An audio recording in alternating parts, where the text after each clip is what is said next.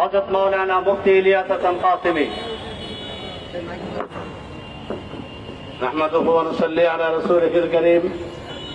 আম্মা বাদ, আমরা সকলে এখানে উপস্থিত হয়েছি সবাই জানি, আমরা দীর্ঘ ১,৫০০ বছর যাবৎ মুসলমান, কোরআনের পক্ষে, ইসলামের পক্ষে, আল্লাহর পক্ষে, নবীর পক্ষে কুরবানি দিয়ে আসছে।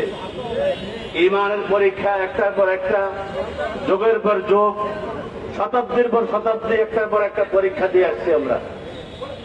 ইনশাআল্লাহ আমাদের পূর্বপুরুষ কখনো ঈমানি পরীক্ষায় হারে নাই, পরাজিত হয় নাই, নিষ্ফল হয় নাই।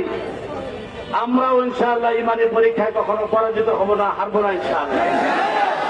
যখনই ঈমানি কোনো পরীক্ষা আসে তখনই আমরা ঈমানি পরীক্ষা উত্তীর্ণ হওয়ার জন্য, যদি আমাদের জান দরকার হয়, মাল দরকার হয়, সর্বস্ব বিলীন করা দরকার হয়, তাহলে আমরা প্রস্তুত থাকবো ইনশাআল্লাহ।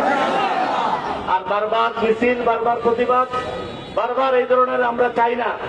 আমরা চাই এদেশে ৯০% মুসলমানের দেশে কোরআনের অবমাননার বিরুদ্ধে এবং নবীর অবমাননার বিরুদ্ধে এবং ইসলামের কটূক্তির বিরুদ্ধে স্থায়ী এমন আইন করা হোক, যে আইনের কারণে এই জমিনে কোন নাস্তিক, কোন মুরতাদ, কোন হিন্দু, কোন বৌদ্ধ, কোন মুসলিম যেন কোরআন, হাদিস এবং ইসলামকে নিয়ে কটূক্তি করা সাহস না পায়।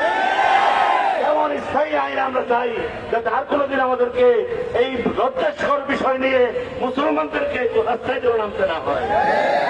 আহ্বান রেখে আমি আমার সংক্ষিপ্ত বক্তব্য শেষ করছি। আল্লাহ তাআলা আমাদের এই কুরবানিকে কবুল করেন।